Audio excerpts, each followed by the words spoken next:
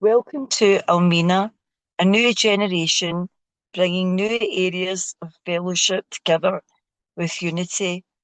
All of our speakers are shared on our WhatsApp, audio groups, and speaker channels. The links will be dropped in the chat. If you're listening to this recording and need help, we have a way out that works.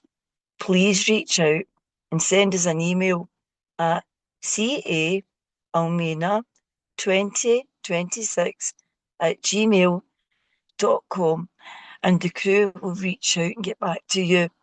We have invited a speaker, Shelly, to share a message of depth and weight for 45 minutes. The floor's yours. Take it away. My name is Shelly. I am an alcoholic. Thank you for having me speak. It's a privilege to be speaking to so many diversified addicts and alcoholics. I love the little things that are floating around.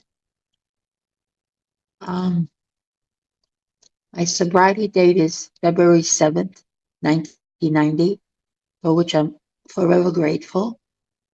And I'm a step worker.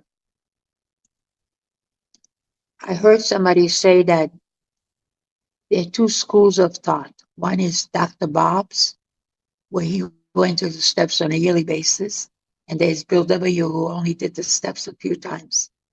So I belong to a group that it still is around, is outlined in the book. And I decided that I was going to go through the steps on a yearly basis. And I just finished my steps, and I have two amends to make.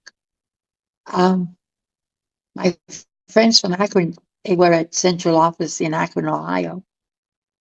And they came back with this idea that was beautiful. I was born in Romania, and I came to the United States when I was 12. And the Romanian book, Romania has the copyrights for it because they wrote the book, and then they presented it to central office. So that was cool information that I woke up to.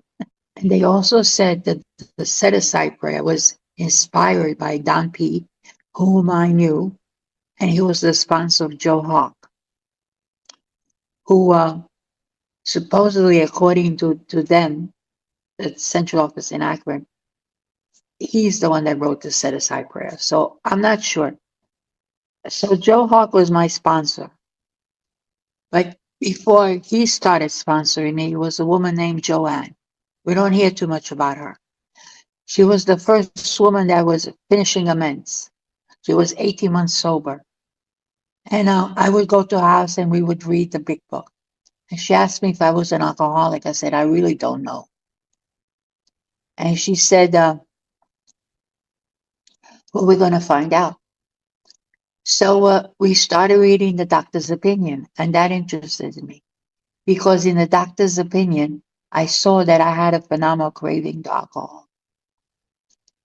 So every time I wanted to talk about drugs, she said, no, we're talking about alcohol. And I did a lot of drugs. I did cocaine, heroin, and methadone. I did methadone to stop drinking, and that didn't work either. So I'm an alcoholic that used a lot of drugs, but I don't consider myself an addict. I consider myself an alcoholic because I don't have any interest in drugs any longer. It's alcohol that kicks my ass, as we say in America. So I experienced the first part of step 1, that I have a phenomenal craving. And step 2 of the first step, the second part of the first step is that I have a mental obsession. And the third part is page 52, that I'm restless, irritable, easily irritable and discontent. And I'm full of fear, and I can't have personal relationships, and on and on and on.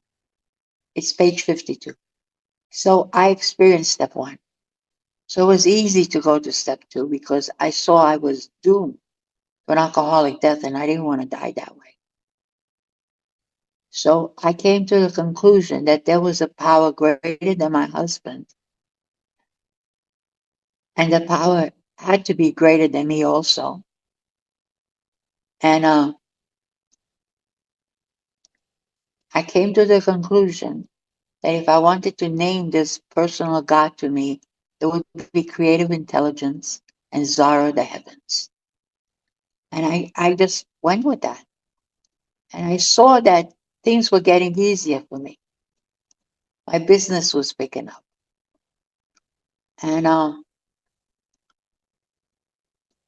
took my third step that I saw any life run on self-will can hardly be a success. And I started writing inventory. I took my third step and I started writing inventory. And the first inventory that I had was 246 resentments. And I didn't even know, I can't even remember what I wrote about, but it was magic. It was these legal pads, yellow legal pads, and I had quite a few of them.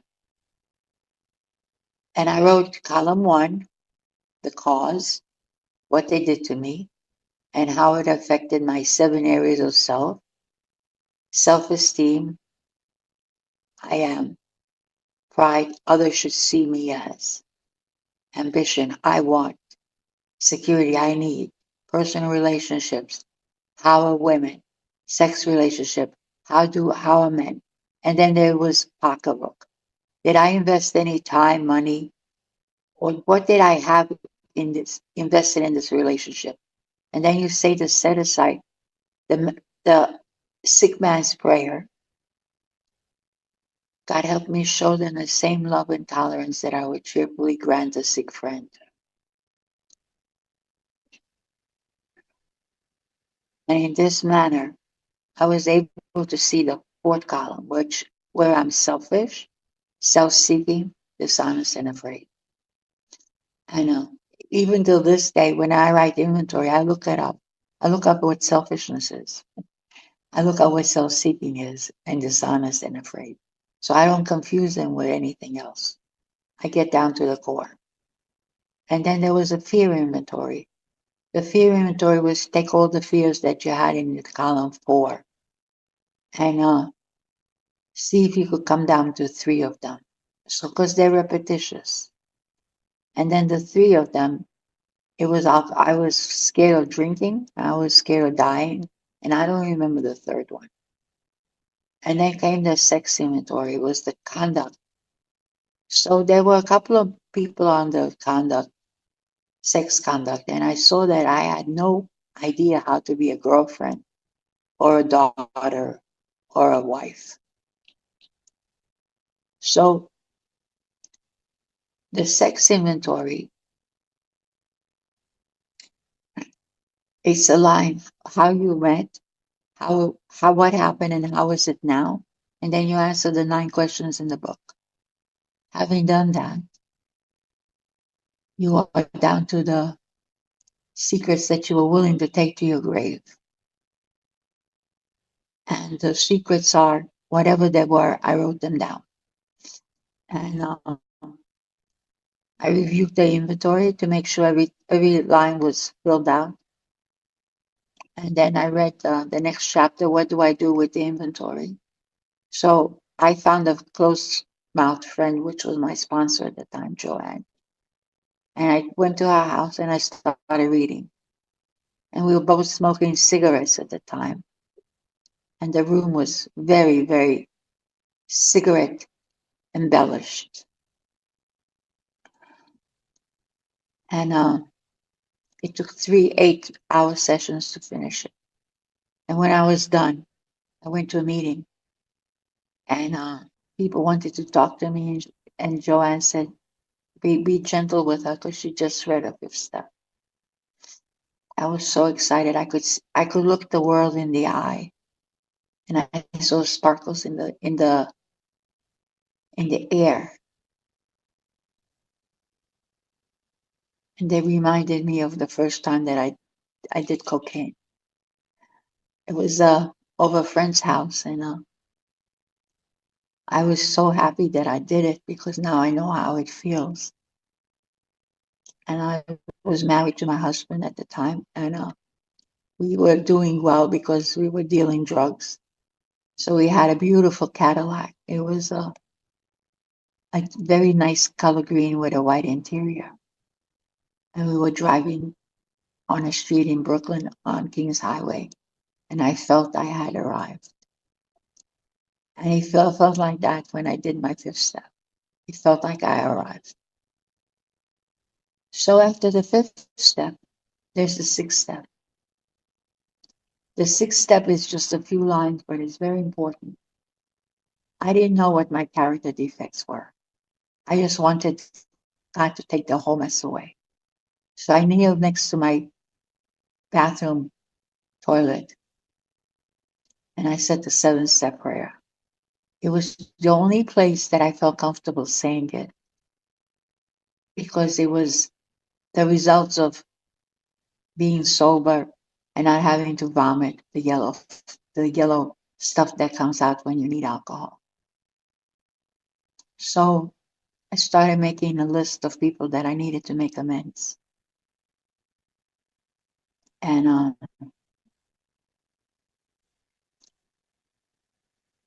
I, in the cards they like recipe cards, and you write the name, the address if you have it, and a phone number, and you start naming the harm that you caused.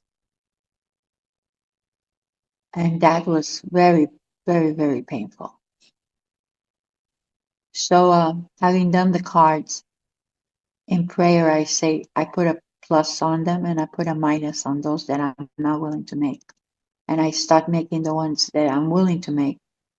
So those that I'm not willing to make, I end up making them because the power came through.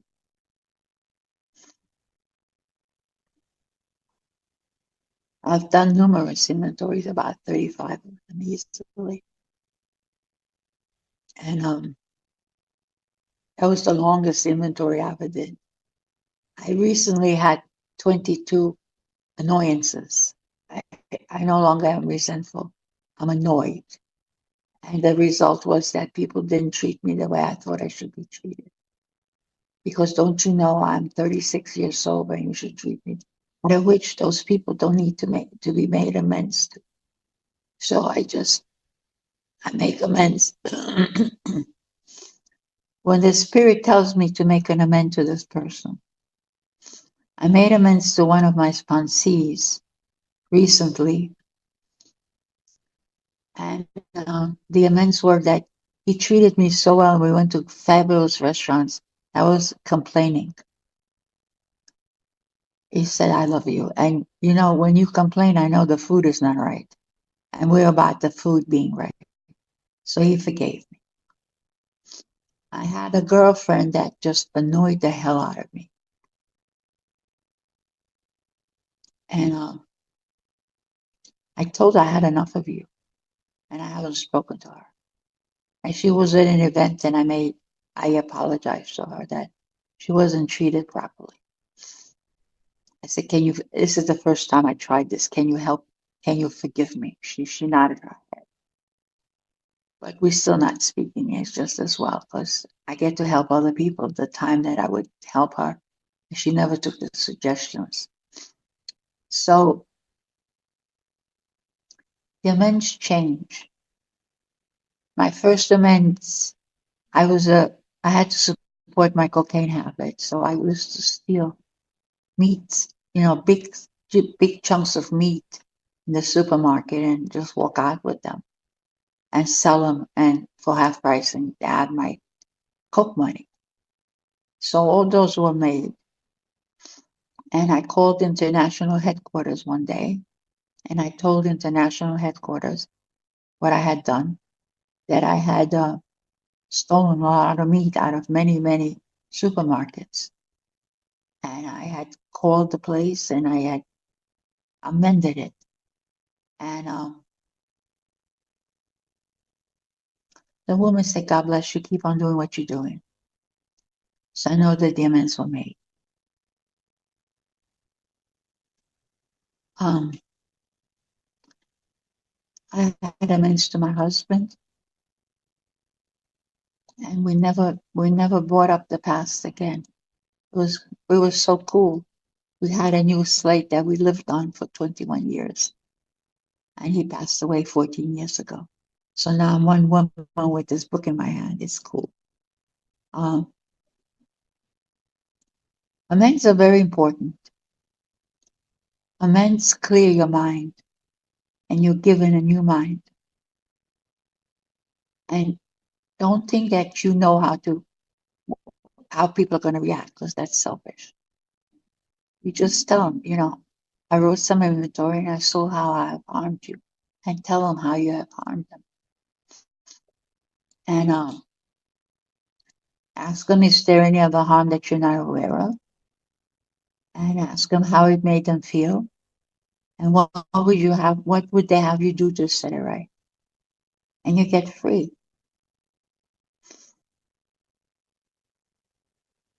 Um, I have a lot of time left. I told you my story, and I'm gonna practice. I'm gonna show you how 10 and 11 works. So most of you have probably gone through the steps and are doing 10 and 11. So I'll just give you a couple of hints that I see. This thought brings us to step 10, which is the thought: are there any more amends that I need to make? Suggest we continue to take personal inventory and continue to set right any new mistakes as we go along. We vigorously commence this way of living as we clean up the past. We have entered the world of the spirit. The world of the spirit is a nice place.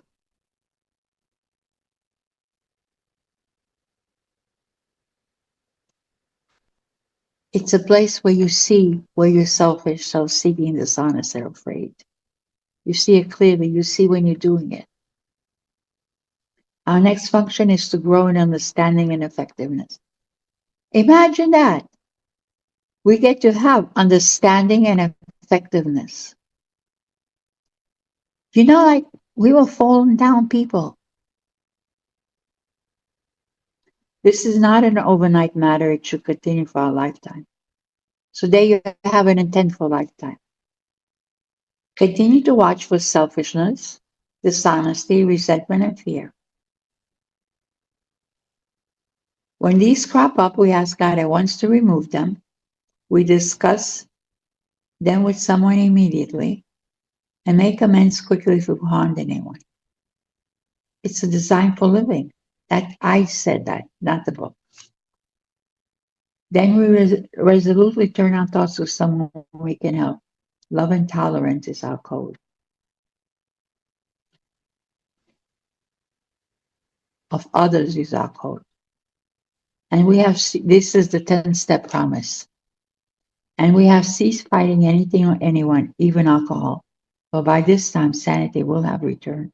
We will seldom be interested in liquor. If tempted, we recoil from it as well. We react sanely and normally, and we will find that this has happened automatically. We will see that our new attitude toward liquor has been given to us.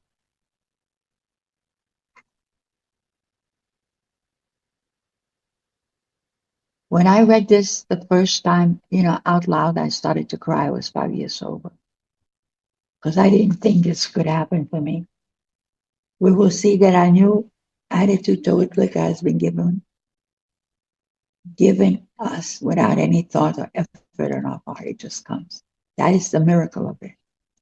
We feel as though we had been placed in a position of neutrality, safe and protected.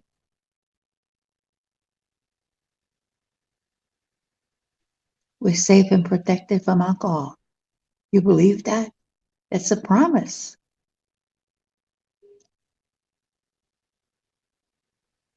And we have not even sworn off. Instead, the problem has been removed. It does not exist for us. If we are neither cocky nor are we afraid. That is our experience. No wonder I can't see. I got the wrong glasses on.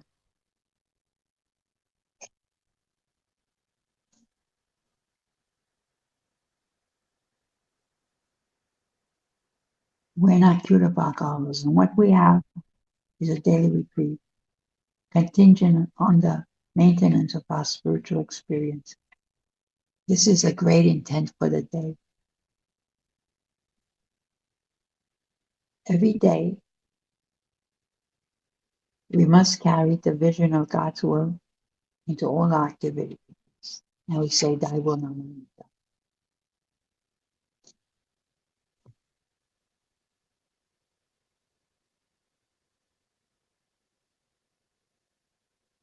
Now, there's more to it, but I'm not going to read it. So when we retire at night, this is step 11.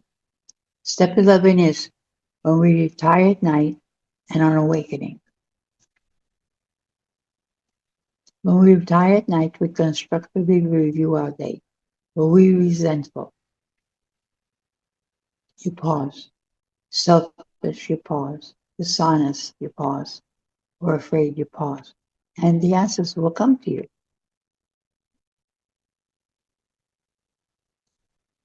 We owe an apology. Have we kept something to ourselves which should be discussed with another person at once? Were we kind and loving toward all? What could we have done better? Were we thinking?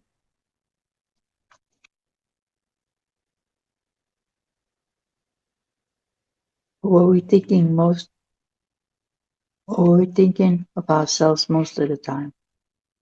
Or were we thinking of what we could pack into the stream of life? Isn't that beautiful? What we could pack into the stream of life.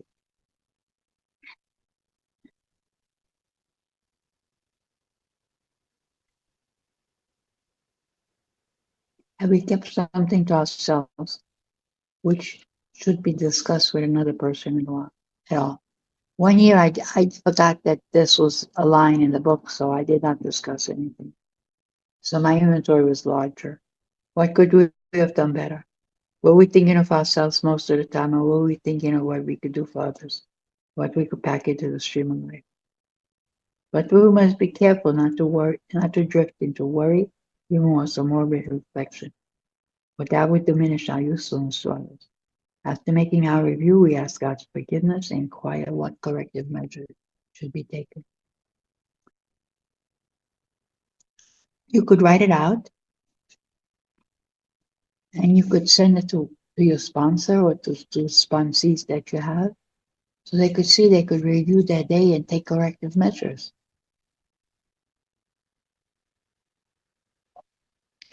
On awakening, let us think about the 24 hours ahead. We consider our plans for the day. Before we begin, we ask God to direct our thinking. So you ask God to direct your thinking. You don't think on your own.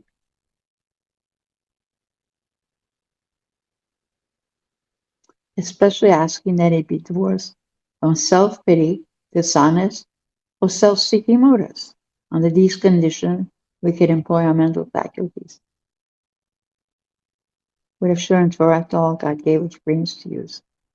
We have brains. You know, you can't believe what you hear in meetings. You know, your brains are useless. No, we took the steps to change our thinking, and here it helps us. We're giving us directions for step 11.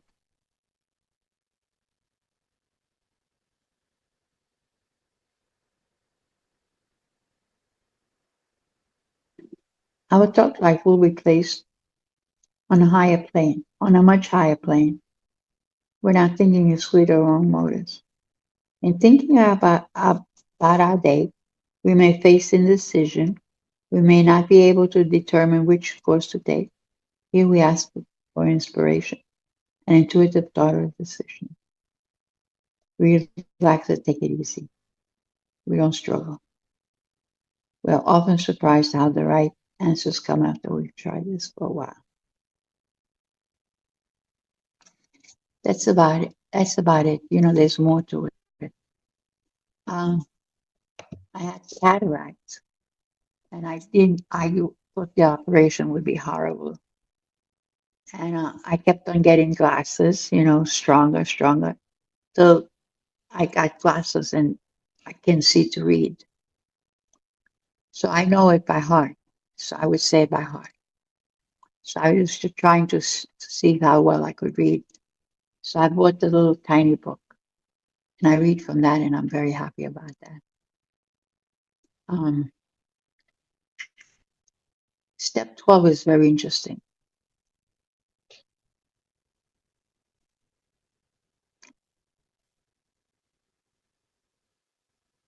It's one way to sponsor somebody. And the way it is, just set aside prayer. It's on Google, by the way. And you say the set aside prayer in the morning and at night, and every time you sit down to read.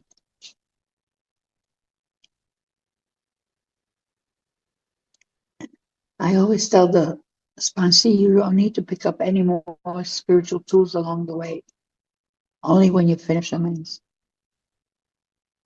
And some of them hear me and some of them don't. And if they try to say this is how I want to go through the work, you know already it's not going to work.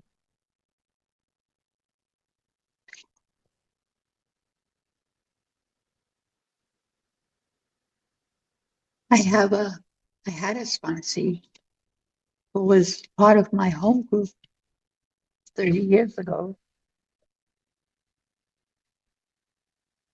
He's a cocaine head. Actually,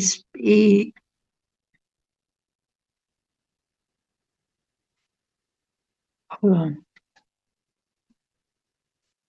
it's not gonna work. He smokes cocaine, but over the years he improved. He could go out and smoke for the night and come home.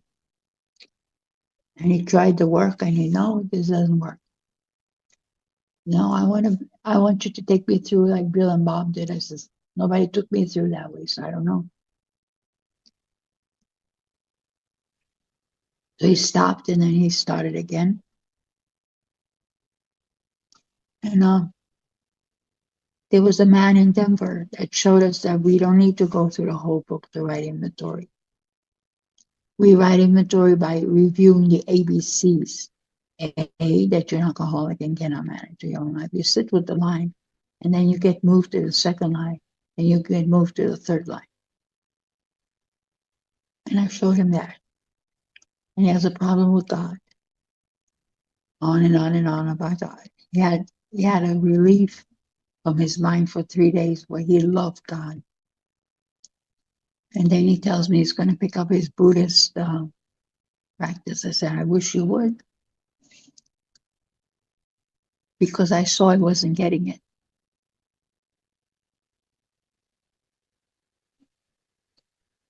And he's in inventory and he smoked crack again.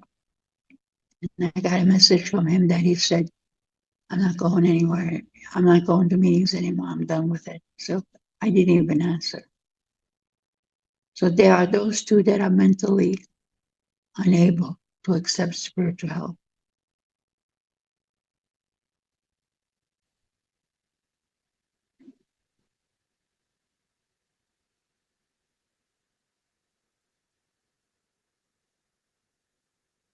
I would, be,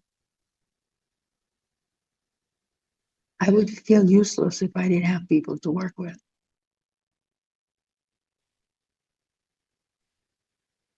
It gives me purpose in life. And I love it. I truly love it.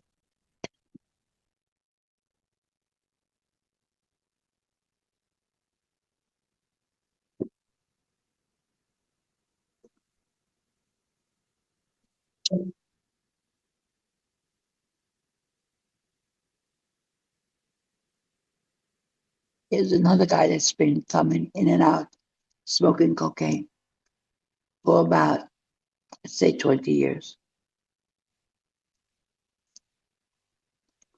He did all the assignments except the one about writing the inventory. And he wants to verbalize it. And he'll tell me all his secrets. I said, okay, we'll see how this works out. But, I don't have hope that he'll finish it. The work. And then I have fabulous people that finish the work and they do it again and again and again and they help others. And those are the people that I love because selfishness has been kept. You have touched up on your selfishness and you see how you could get rid of it by helping others. I called my sponsor once and I said, I've been in selfishness for 2 days and I can't shake it. He said, selfishness is your lifetime work. I said, thank you. So I really don't have anything more to say, but as a result of smoking crack cocaine, I have COPD, bronchitis, congestive bronchitis. And it's something that I'm dealing with for years. And I was so proud of myself that it didn't show up in the screens when they would check my lungs. But now it showed up the last 3 years. And I cough a lot. So I want to thank you all for being here. I would like to thank who asked me to speak. I don't want to mispronounce his name. And you had two great speakers, and I'm sure you'll get them back. Thank you for being here, and thank you for asking me. Thank you.